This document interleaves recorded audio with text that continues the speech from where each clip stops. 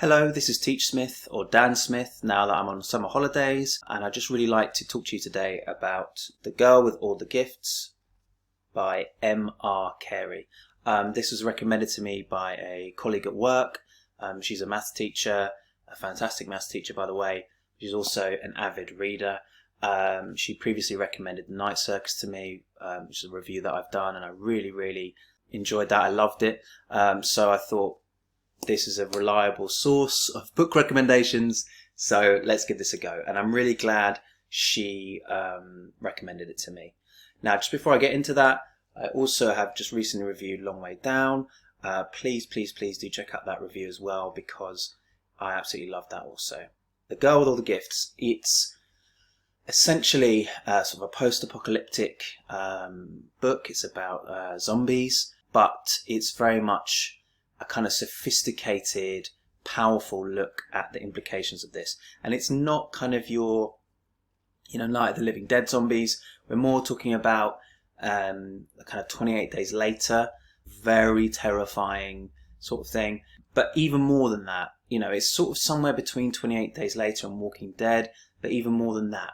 Okay, it's a really, so basically kind of sci-fi books, science fiction books, dystopian books in a way you could say, allow us to explore contemporary issues of morality, allow us to explore what's going on in morality right now, what are the issues affecting us right now, to do with identity, what makes us human, gender roles, the dangers of science, the limits of science, what's acceptable, the fear over pandemics, growing up, the power of education, what's education for, when are you a child, when you're an adult, who should we trust, who should we not trust, what's the role of the military, what's the role of science in making decisions. As you can tell, this book raises lots of really powerful questions about our society, and it does it in a really exciting way. And that's what I love about young adult fiction, I think, is it raises really interesting, really powerful questions, but it also just has a banging plot. Okay, the plot is just brilliant.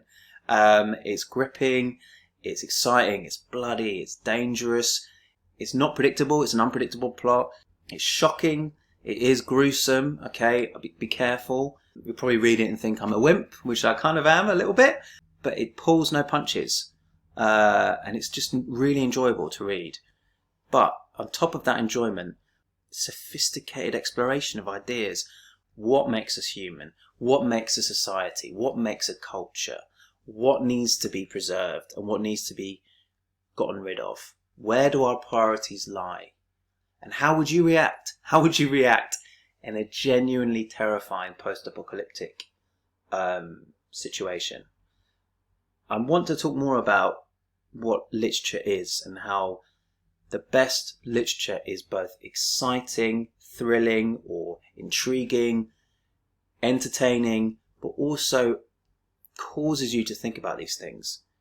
It doesn't burden you with them, and it doesn't lecture you, and it doesn't bore you with these ideas.